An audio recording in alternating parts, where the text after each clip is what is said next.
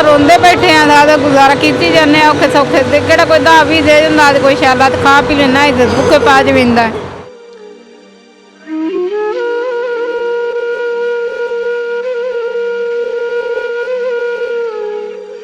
ਔਖੇ ਸੌਖੇ ਆਪਦੇ ਦਿਨ ਕੱਢੀ ਜਾਂਦੇ ਹੁਣ ਕੀ ਕਰੀਏ ਫਿਰ ਆਗਾ ਪਿੱਛੇ ਤਾਂ ਹੈਗਾ ਕੋਈ ਕਿੰਨੇ ਵਾਲੇ ਬੰਦਾ ਜਾਵੇ।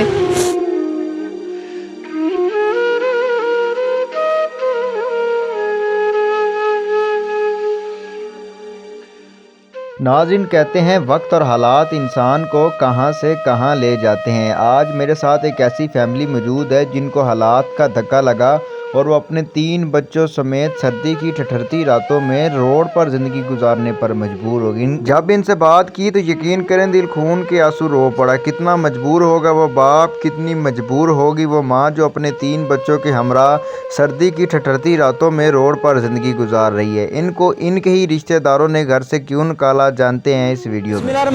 अस्सलाम वालेकुम नाज़रीन, अमन पॉइंट के साथ आपका मेज़बान मुजाहिद नयाब आपकी खिदमत में हाजिर है। इस वक्त एक रोड पर मौजूद हूँ और मेरे साथ एक मजबूर फैमिली है। मेरे साथ एक मजबूर बाप है, एक मजबूर वालिद है, एक मजबूर वालदा है, एक माँ है जो कि अपने एक बच्चे को अपने गोद में लेकर बैठी है। एक बच्चा है जो थोड़ा बहुत चलता है और एक बच्चा इनका बड़ा है जिसका इसी जगह पर एक्सीडेंट हुआ और उस एक्सीडेंट में उसकी टांग टूट गई। उस बच्चे का 5 माह तक ये इलाज करवाते हैं म्यू हॉस्पिटल में और वहाँ से जब छुट्टी मिलती है तो इनके पास रहने के लिए कोई ठिकाना नहीं होता, कोई पैसा नहीं होता, कोई ऐसा इनका ज़रिया नहीं होता जहाँ पर जाकर ये रहें। ये अपनी ज़िंदगी रोड पर गुजारना शुरू कर देते हैं और इस वक्त मैं बंद रोड पर मौजूद हूँ। वालिद से बात करते हैं कि रोड पर रहने के लिए क्यों मजबूर हैं, क्या वजह है। अस्सलाम वालेकुम। हाँ जी, की नाम है? शौकत। शौकत, मैंने दसो कि की वजह बनती यार घर बार छड़ के लाहौर आ गए? बस घर बार नहीं ना है, घर बार होता तो फिर उधर ही जाते हैं। की बनया घर कितने? घर नहीं है, पिछे वालदैन सब बेच बट ते खा पी ते फौत हो गए ने, दुनिया तो चले गए ने। शौकत, तू आप की करता है? मजदूरी करने हैं जी। हुण इस टाइम बच्चों की परेशानी च नहीं कर सकते। बच्चे की लत्त किस तरह टुटी? बच्चे का एक्सीडेंट होया इधर पुल ते थले ताज कोपनी। किस तरह मसलन की होया सी, की शय बाहर लंघन लगा सी, गड्डी दे थले आ गया हैगा। टोटल 3 बच्चे ने? हाँ जी। सब तो छोटा बच्चा कितनी देर का है? वो 2 महीने का हैगा ਤੇ ਉਸ ਤੋਂ ਬਾਅਦ ਜਿਹੜਾ ਆਲਾ ਬੱਚਾ 3 ਸਾਲ ਦਾ ਹੈ ਜੀ। हाँ जी। ਉਹ ਜਿਹਦੀ ਲੱਤ ਟੁੱਟੀ वो 8 साल का जी। हाँ जी। ਤੇ ਕਿਸ ਤਰ੍ਹਾਂ ਜ਼ਿੰਦਗੀ ਸਰਵਾइव ਕਰ ਰਹੇ ਹੋ, ਰੋਡ ਤੇ ਕਿਵੇਂ ਗੁਜ਼ਾਰਾ ਕਰ ਰਹੇ ਹੋ? नहीं ना हो रहा रोड पे गुजारा, कोई 10-20 दे जाता है, कोई 30 दे जाता है, कुछ 10-20 ਨਾਲ ਨਿਜ਼ਾਮ ਕਿਵੇਂ ਚੱਲਦਾ? नहीं चलता निज़ाम। दवाइयाँ ने मंग पैन ते बच्चे का इलाज नहीं करवा सकते। ਹੁਣ ਬੱਚੇ ਨੂੰ ਮੈਂ ਵੇਖ ਰਿਹਾ ਕਿ ਉਹਦੀ ਦੂਸਰੀ ਲੱਤ ਜਿਹੜੀ ਉਹ ਸੁੱਕੀ ਨਜ਼ਰ ਆ ਰਹੀ ਹੈ, ਸੁੱਕ गई है या वैसे कमजोरी है? कमज़ोरी है जी, खुराक की वजह तो कमज़ोर हो चुका है ਇੰਨੀ कमजोरी जी। जगह नहीं है, सर्दी है, रोड पे बैठे हैं। ਬਿਲਕੁਲ ਠੰਡ ਆ ਗਈ ਤੇ ਕਿਵੇਂ ਗੁਜ਼ਾਰਾ ਹੋਏਗਾ? वजह तो नहीं इन्हों का कोई इंतजाम हो रहा। ਇੱਥੇ ਕਿੰਨੀ ਦੇਰ ਹੋਰ ਬੈਠੋਗੇ, किन्नी देर ਇੱਥੇ ਹੋ? बस इतने कल ਨੂੰ फिर जाना, जुम्मे चेक करवाना है, कोई किराया बन गया तो नहीं बनेगा तो फिर इतने बैठे हैं। जो किराया बनता बच्चा उत्थे लै जाने हैं, जो फिर वो छुट्टी दे देने वापसी ले आने, फिर इतने आके बह जाने हैं। कोई ऐसी जगह नहीं कि जिथे जाइए।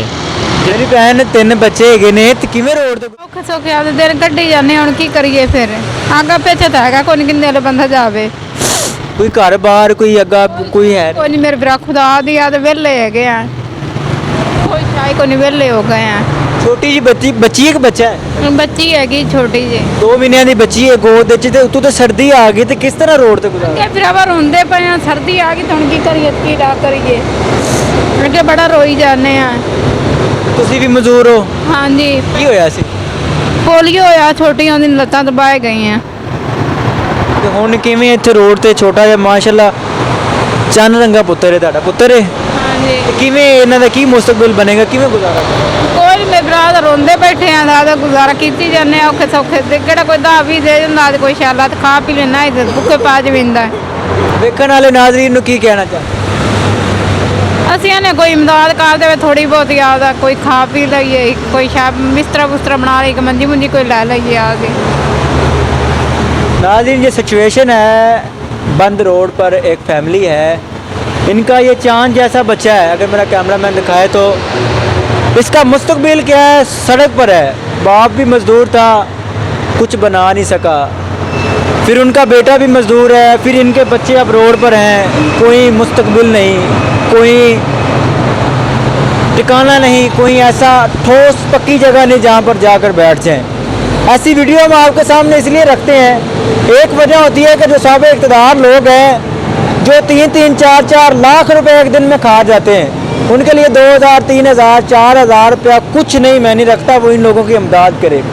दूसरी वजह ये होती है कि इनसे आपको एक अवेयरनेस मैसेज मिलता है कि जब आप अपनी नस्लों के लिए कुछ नहीं करते तो आपकी बकिया नस्लें रोड पर आकर बैठती हैं, आपके बच्चे, आप अपनी फैमिली रोड पर आकर बैठ जाती है। उसकी वजह ये होती है कि आपका सुस्ती, आप कुछ नहीं करते अपनी फैमिली के लिए, आपको बड़े, आपके दादा बाप कुछ नहीं करते, आप करें।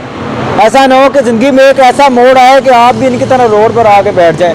शौकत का नंबर स्क्रीन पर शो हो रहा है, अगर कोई साहब इक़्तिदार लोग इनकी मदद करना चाहते हैं, ये इस वक्त बंद रोड पर है, अगर आप कुछ नहीं कर सकते, ज़्यादा मदद नहीं कर सकते, तो इनके लिए कंबल का बंदोबस्त कर दें, इनके लिए कोई छोटे से रूम के किराए का बंदोबस्त कर दें, जहाँ पर ये अपने बच्चे लेकर वहाँ पर अपने बच्चों को सेव कर दे, उस कमरे में कमरा लेकर, और ख़ुद मजदूरी पर निकल जाए, अपना काम कर ले। यहाँ पर रोड पे शौकत जो है मजदूरी करने नहीं जा सकता, क्योंकि उसे डर है कि उसके बच्चे हैं, बीवी उसकी मजदूर है, उनको छोड़ के जाएगा, बच्चे फिर किसी हादसे का शिकार हो जाएंगे। उसी डर से शौकत मजदूरी पर नहीं जा सकता। आपसे गुजारिश है कि शौकत का नंबर, बार बार मैं ये कह रहा हूँ कि शौकत का नंबर स्क्रीन पर शो हो रहा है, इनसे रब्ता करें, जितनी हो सकती है इनकी इमदाद करें। मिलेंगे एक नई वीडियो के साथ। अल्लाह निगहबान।